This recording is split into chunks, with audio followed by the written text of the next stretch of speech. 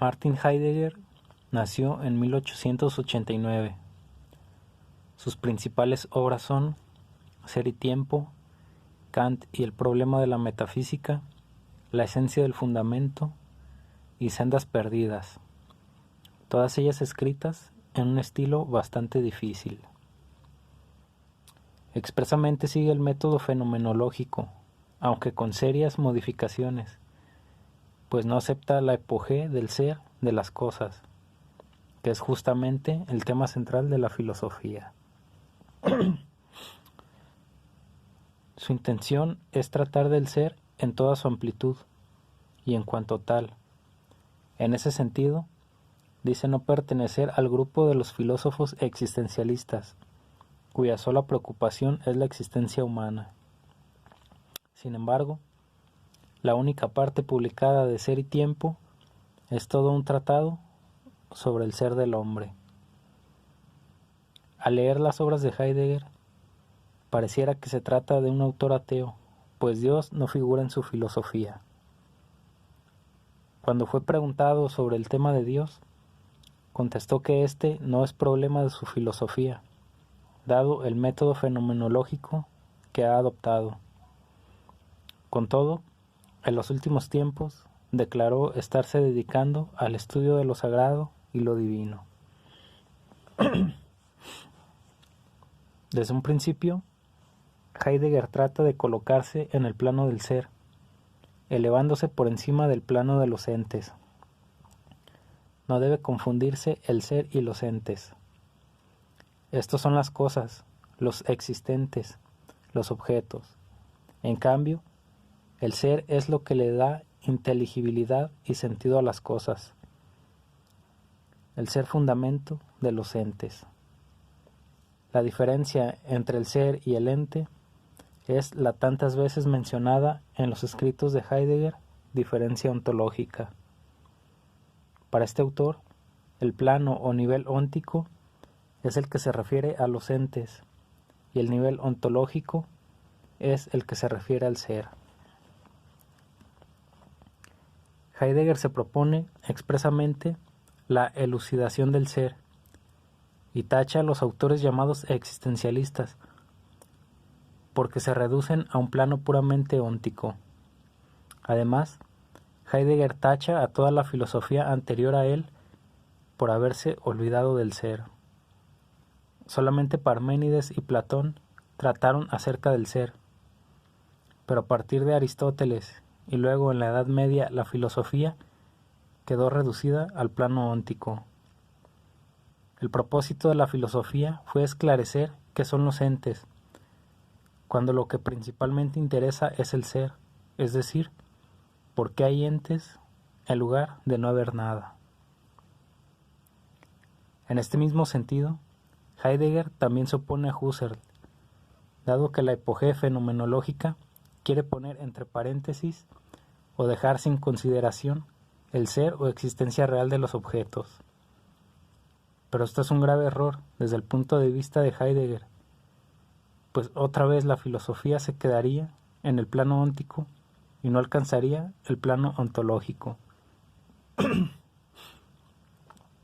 Tenemos pues a un autor que nuevamente quiere empezar desde el principio todo el trabajo de la filosofía y rechaza los 25 siglos de investigación filosófica ya realizada. Sin embargo, con respecto al ser, no es mucho lo que se puede decir. El ser por lo pronto no es Dios, ni tampoco es la causa del mundo. El ser, en último término, se puede confundir con la nada, puesto que no es ningún ente. Además, el ser es finito, según Heidegger. Esto es la consecuencia que obtiene a partir de su ontología, basada en la antropología.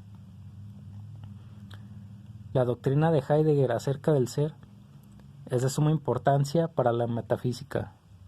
Marca nuevamente una preocupación por los problemas del ser, que tan agudamente fueron planteados desde los griegos y en la Edad Media, y en esto Heidegger se muestra injusto contra la obra de Santo Tomás, cuyo centro es justamente el ser, y que luego fueron relegados en función de la teoría del conocimiento, que inició su auge a partir de Descartes y culminó con Kant. El siglo XX, con la obra de Heidegger, ya no puede tener el mismo sabor antimetafísico del siglo XIX. Sin embargo, aún en el mismo Heidegger, habría que hacer notar la diferencia de su concepto de ser, que es finito.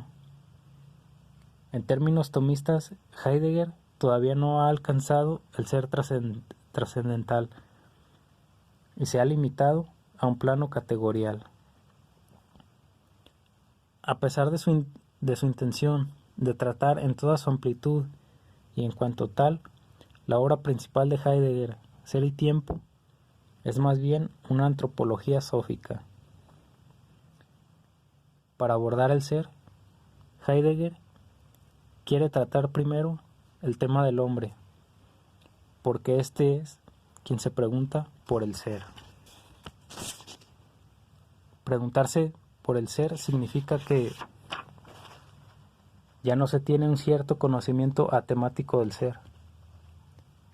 El hombre es el lugar donde el ser se esclarece y se manifiesta. Por esto Heidegger llama Dasein a la realidad humana. El término significa ser ahí y quiere señalar la especial vinculación del hombre con el ser. Una de las más importantes tesis heideggerianas acerca del hombre es la siguiente proposición: la esencia del Dasein es la existencia. Por supuesto, no debe interpretarse dicha tesis como si al hombre le fuera esencial existir, como si el hombre existiera necesariamente. Significa más bien que lo típico del hombre es existir, es estar lanzado hacia algo, es dar sentido a las cosas con el mismo ser que él lleva consigo. Existencia se escribe en esa obra existencia, lo cual señala más gráficamente el sentido que quiere expresar. Existencia es estar fuera de sí. Las mismas raíces de éxtasis es proyectarse hacia algo. También se refiere al hombre como ser en el mundo. Esto significa no que el hombre está espacialmente en un cierto lugar de la tierra, sino que lo típico del hombre es vivir inmerso en una red de relaciones hacia las cuales proyecta toda su atención. El hombre es esa red de relaciones formada por los objetos que están a la mano. Cada uno remite a los demás, y ese conjunto de relaciones forma parte integrante del ser de cada hombre. En otras palabras, no se podría comprender a una persona determinada sin ese mundo peculiar que lo rodea. En el mundo nos encontramos arrojados, caídos, lanzados. Esta es la derelicción, una de las principales categorías del hombre, y que ha dado lugar a posteriores descripciones sobre el desamparo y la angustia del hombre.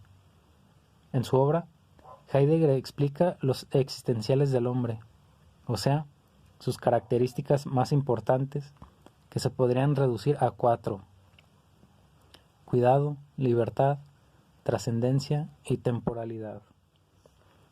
El hombre es cuidado o preocupación, es decir, está lanzado hacia las cosas o instrumentos del mundo. La libertad es el hecho de proyectarse hacia sus propias posibilidades. El existencialismo ha tomado a su cargo la acentuación de esta cualidad humana, tan opuesta al determinismo derivable de las filosofías racionalistas. La trascendencia es lo mismo que la libertad, pues el hombre surge por encima de las cosas, se escoge y se hace su propio ser, en oposición a los objetos, cuya esencia está hecha y terminada. La temporalidad consiste en que el hombre no está en el tiempo, sino que es un proceso de temporalización, cuyos éxtasis o salidas de sí mismo originan los tres momentos del tiempo entendido corrientemente. La gran mayoría de la gente lleva una existencia banal, inauténtica. Esta se caracteriza por lo impersonal de la vida. Se vive según se opina, se dice, se usa. No se vive, pues, la propia existencia, sino la existencia impersonal, que no es la mía ni la de nadie, sino la que se estila como un modelo estándar. Das Man significa literalmente el sé, pronombre impersonal, como en se dice, se hace, se usa. Quiere significar lo impersonal de la existencia inauténtica. La masa vive sometida al Das Man, vive esclavizada, alienada a patrones completamente anónimos, pero imperiosamente subyugantes. El poder de la moda, de las costumbres, del qué dirán, es un ejemplo de ello. Heidegger describe tres características de la existencia banal: la falsa curiosidad, la charlatanería y la ambigüedad. La falsa curiosidad consiste en un afán de novedades. El sujeto salta de una cosa a otra, sin profundizar en ninguna. Todo lo toca en la superficie, y eso le basta. Detenerse en algo le parecería que le quita el tiempo para una nueva experiencia. Vive excitado, inquieto, disipado. Está en todas partes y en ninguna. Por supuesto, no se trata de la auténtica admiración y curiosidad que constituye el motor de la filosofía y de la ciencia. La charlatanería consiste en hablar de las cosas sin comprenderlas. Simplemente se repite lo que se dice y se oye. Lo hablado va adquiriendo así autoridad, nada más que porque así se dice. La ambigüedad consiste en que no se sabe qué se comprende y qué no se comprende. Todo tiene aspecto de genuinamente comprendido, pero en el fondo no lo está. Es una máscara con respecto a los demás. Es un espejismo para la curiosidad y un material apropiado para la charlatanería. Insiste Heidegger en que no pretende darle un carácter moral y normativo a sus descripciones bipolares de la existencia, auténtica e inauténtica. Sin embargo, habría que preguntarse hasta qué punto el aspecto ontológico que quiere describir es fundamento válido para exigencias absolutas, es decir, con carácter ético. Sin duda alguna, lo ético está mordiendo en lo ontológico, y las descripciones ontológicas son fundamento de una ética con validez universal y necesaria. Al fin y al cabo, el deber ser tiene su base en el ser. En sentido opuesto a lo anterior, la existencia auténtica es la que se caracteriza porque escoge sus posibilidades reales.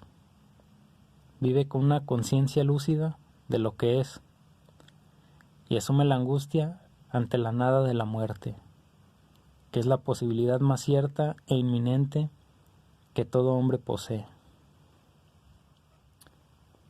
Mientras que la existencia banal trata de eludir la muerte, las conversaciones acerca de la muerte y hasta la proximidad de la muerte al enfermo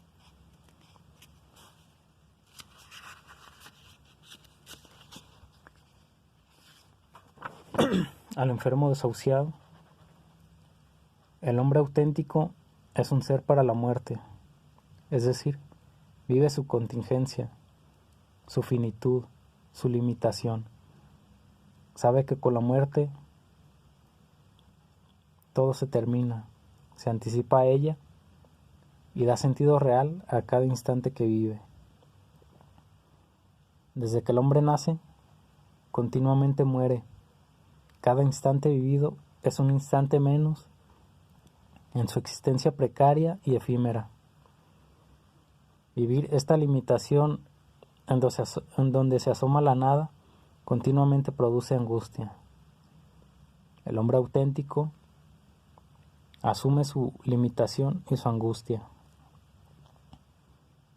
La conciencia de la muerte, como una constante e inminente posibilidad del propio yo, intransferible y angustiante, es comparable a la vida subespecie eternitatis de Spinoza.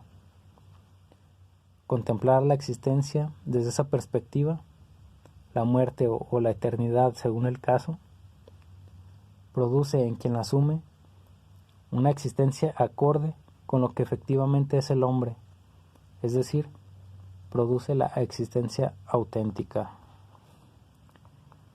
En términos cristianos, podríamos decir que el tiempo de prueba se está terminando. Eso produce angustia, pero la aceptación de ese hecho origina una vida terrena encuadrada dentro de las proporciones reales, finitas, limitadas y contingentes de que dispone el hombre.